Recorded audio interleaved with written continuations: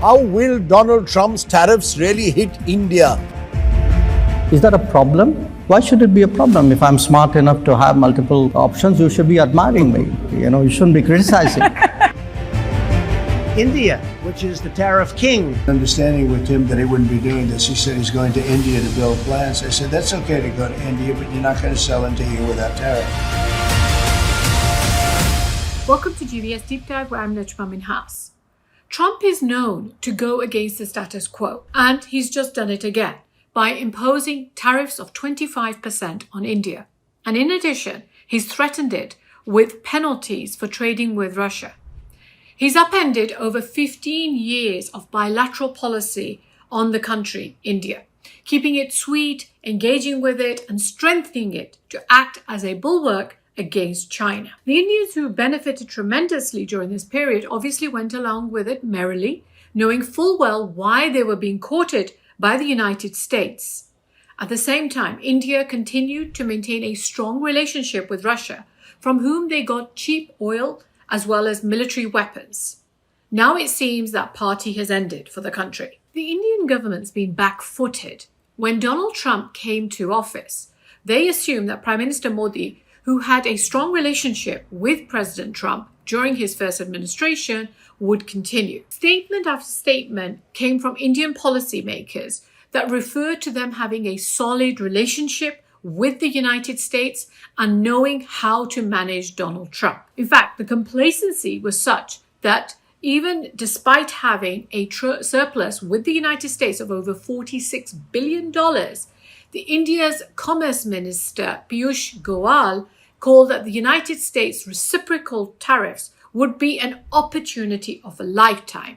And he parroted the US position on China, blaming them for the turmoil that we see right now in the global affairs due to their role in manufacturing since 2001.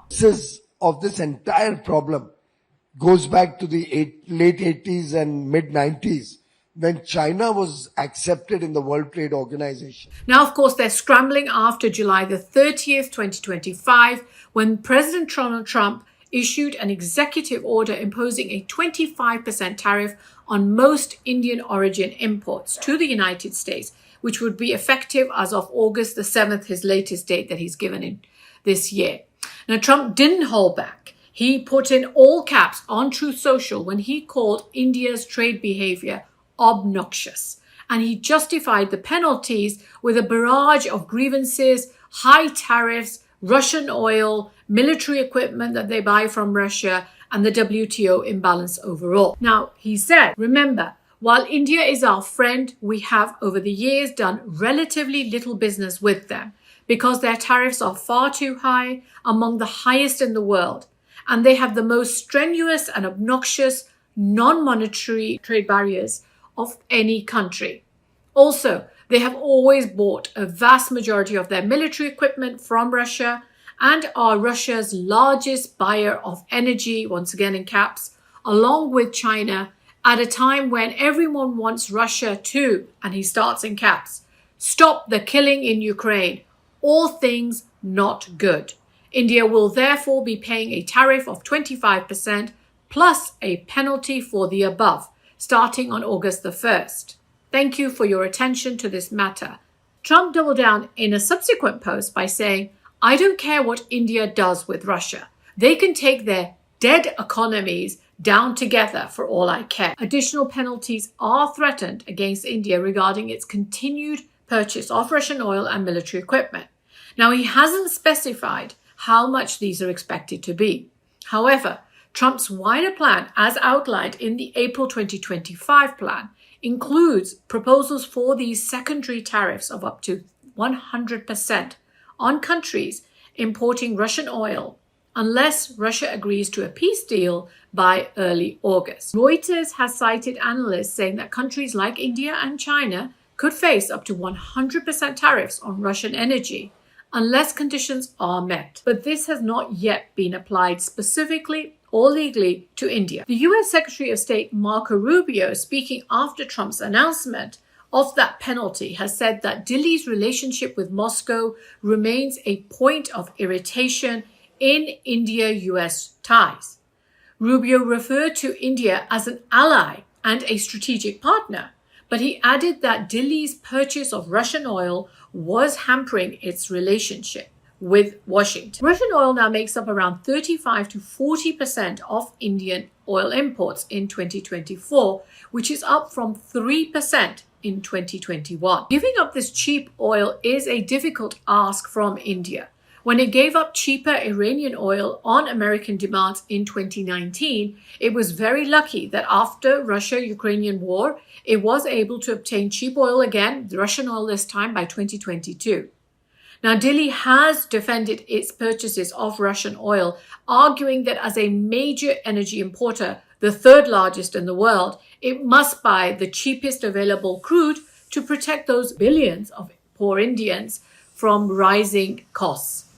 In August 2024, in response to continuing complaints by Western countries over India buying this oil from Russia, Jaishankar quite categorically said that India would prioritize its own citizens' needs first.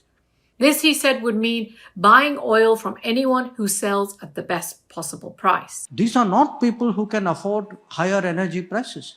It is my obligation, my moral duty to actually ensure that I get them the best deal that I can from the world. However, Trump has really upped his rhetoric against Russia recently. He's brought forward his demand that the Russians agree to a ceasefire from 50 days to now to early August. And then he threatened, in response to the former president Dmitry Medvedev's reminding the United States that Moscow still has nuclear strike capabilities, Trump angrily announced that he would be putting 2 nuclear submarines in an appropriate region. So there's been a massive increase in tensions for a president who now came into the office saying that he would be putting America first and he would not be creating scenarios in which World War III would happen. Trump wrote in a post on Truth Social that based on the highly provocative statements of the former president of Russia, Dmitry Medvedev,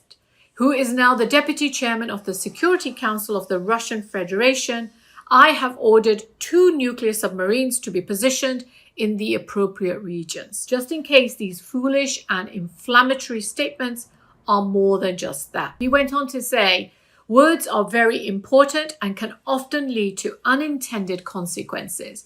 I hope this will not be one of those instances. Thank you for your attention to this matter. He likes ending on that, as we know. Trump's order comes as a war of words between the United States and Russia has escalated in the wake of Trump's threat of steep tariffs on Moscow if it does not agree to a ceasefire in Ukraine within 10 days. The military-industrial complex in DC and, of course, Zelensky and the Europeans are all over the moon at his response so far.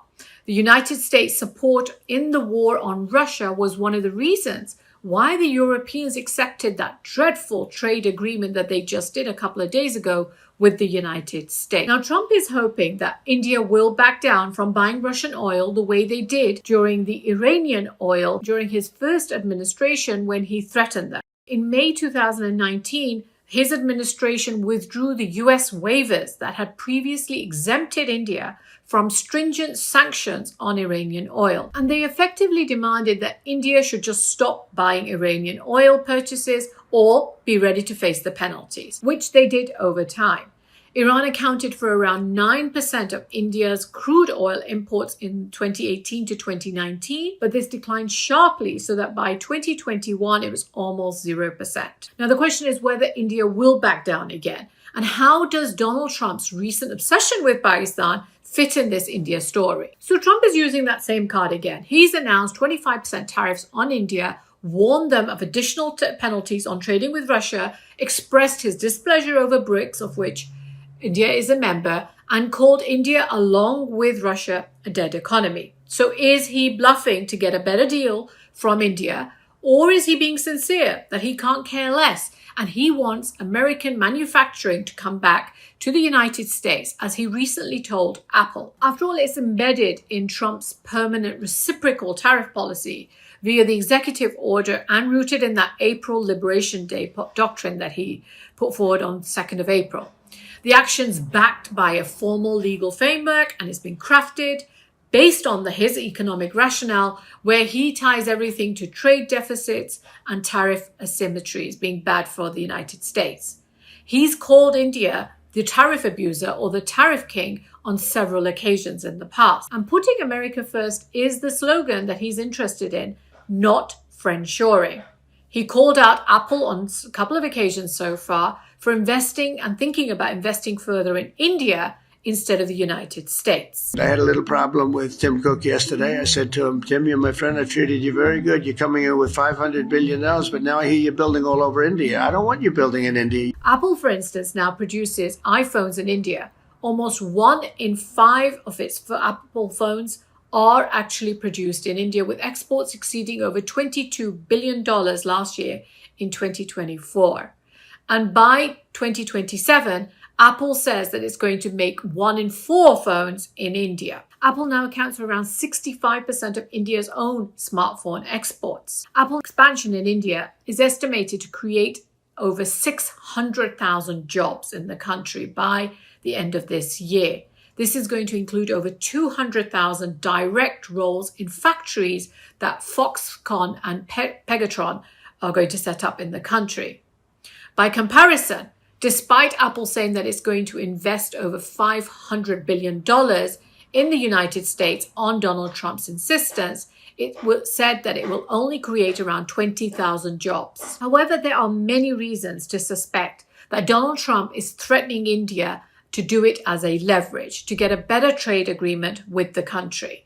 The Indians are notorious for protecting their economy and walking very slowly towards such agreements. Trump's done the same with other countries, and we've seen so far every country that he's threatened actually gets a better deal. So whether it was the South Koreans, whether it's been the Japanese or the Europeans, for example, with the Europeans, he threatened them up to 50% tariffs in May 2025, and he just dealt with them in July at 15%, where the trade agreement has ended. Trump has said himself that tariffs could be reduced for India if India agrees to a trade agreement. Trade officials continue to say that negotiations are ongoing, and they're suggesting that tariffs are going to be that bargaining chip between the two countries. However, another important part of this is really going to be the Trump administration wants to weaken India's relationship with Russia. It wants to weaken its relationship within BRICS as well. And these are key objectives that the administration has. As you can expect, there will be an economic impact, both countries, from these tariffs if they do go ahead. The United States trade in goods with India was an estimated $130 billion in 2024, making India the United States' 10th largest trading partner. And analysts project that India's good exports will decline up to 30% by next year if these tariffs at these levels go ahead. Though the GDP loss is expected to be much less, around GDP decline of around 0.2 to 0.4% is expected if the tariffs do go ahead. And this is one of the major reasons why the Indian stock market didn't see a massive sell-off when the tariff announcement was made. However, key Indian export sectors will come under pressure, including the textiles, garments, auto parts, pharmaceuticals, jewelry, and logistics-intensive goods. Currently, pharmaceuticals are excluded from this tariff rate since Donald Trump has said that he will make a specific tariff set for that sector separately. India supplies around 40% of United States generic drugs. So if a specific tariff does come out on that, that will really impact the United States as well as India. Now, American consumers are also likely to feel the pinch. Higher prices on clothing, auto parts, mid-range smartphones, diamonds, and jewelries are amongst the sectors that will be affected. Tariffs placed on apparel, for example, would lead to an increase in prices of around 17%. Jewelry expected to increase by 24%. Amongst some of the impact that it would have on American consumers. However, United States manufacturing exports to India face massive tariffs, which is the reason why Trump is doing this. The United States manufacturing exports to India are valued at nearly $42 billion in 2024, but they face high tariffs. These range around 7% on wood products going to India, 15% on footwear and transport equipment, and nearly 68% on imports of food into India. Now, these are areas which Donald Trump wants to get sorted out with India, and he wants to see little to zero tariffs on these sectors. He also wants to see India buying even more energy, although they've upped their energy imports from the United States already this year, and he wants them to buy much more military equipment from the United States. All those trade talks that occurred during J.D. Vance and his Indian origin wife Ushna's visit to India earlier this year, which was aimed at doubling US-Indian trade to $500 billion by 2030, called the Mission 500, have basically stalled, especially over these US demands for much greater access to Indians' agriculture, dairy, auto, and farmer markets. And these are all areas, obviously, that are currently reluctant to open to the Americans. In the past, with any free trade agreements that India has done, it has always excluded agriculture to protect its massive, huge domestic market in this area. So overall diplomatic strain is increasing between the two countries, whether it's Trump upset over agriculture, he's upset over the fact that the Indians are buying energy and military weapons from the Russians, the fact that India is a member of BRICS and the SCO. But it's not as if the Indians are happy with Trump either. His overtures toward Pakistan have unsettled Indian officials who are not used to seeing this in recent years. The fact that Pakistan got tariffs of 19%, that they nominated Trump for the Peace Prize on the basis of claiming that Trump was key to the ceasefire agreement done between the two warring countries in May. Now, the Indians have disputed this on several occasions. They are also upset at the possibility that the suggested trip that Trump may do later this year to India may involve a stop in Pakistan, and therefore the existence of the hyphenation of the Indo-Pak is back again, something that the Indians have worked on for over a decade and a half to ensure that does not happen, that India is seen by itself and not as in conjunction with the Pakistanis. And in his post talking about the deal with Pakistan, he also mentioned that an American company would be working on developing oil reserves in the country. And then he ended it on a bombastic style, which inflamed most Indians, especially if you see their posts on X. He ended it by saying, who knows, maybe they'll be selling oil to India someday. Now, Indian officials view these remarks as a strategic tilt and one that they're obviously not very happy with. It's complicating that broader bilateral relations between India and the United States again. However, knowing Trump's transactional nature, his whole love affair currently with Pakistan may very well be basically aimed at pressurizing India to give him that trade deal that he wants. Now, Donald Trump's recent remarks that he thought that India may be buying less Russian oil. I understand India no longer is going to be buying oil from Russia. That's what I heard. Have already been countered by Indian officials who've said that no such policy has come into place. However, on BRICS, India is clearly acting to delay any formal currency arrangements within the bloc, which has upset many of those who belong to the BRICS blocs, who believe that it's doing this on behalf of the United States. However, Trump's recent actions will also cause many Indian policymakers to rethink about getting too close to the United States at the cost of other regional blocs, such as their membership in BRICS or the SCO, and trying to keep more of that non-alignment policy alive to some extent, which they were moving away from as they were moving into the Western camp, the United States camp. The bottom line is that Trump's 25% tariffs on Indian imports is real. And for now, it's tied to that broader reciprocal tariff regime that he's talking about, which he blames all trade imbalances as being unjust. India's ties with Russia are something that he's also keen on breaking apart. And it, of course, all shifts goes towards that transactional diplomacy that he's interested in and the immediate gratification that he thinks that the United States should get from every relationship. However, there's no doubt in my mind India will strike a deal with the United States. India is going to get lower rates than 25%. I would be really surprised to see 25% at the rates that India gets. However, the question for India will be how much lower. For example, the region itself is seeing between 15 to 20% tariffs. So India needs to get the lower of those rates to be competitive. For example, Vietnam has got 20% tariffs, and Vietnam is India's real competitor on the manufacturing front. India needs to be getting less than Vietnam so that the friendshoring can continue coming to India rather than Vietnam. So is this a temporary tantrum or the foundation of a new US-India bargain? Trump is bargaining hard, no doubt, but there's no mistake. This isn't a bluff. It's business, Trump style. And India has to decide whether they intend to go along with him, whether they intend to push back, or they intend to pivot to the BRICS and other blocs. Share with me your thoughts about what you think would be the best policy for India. And thank you for giving me your time today, and have a fantastic day.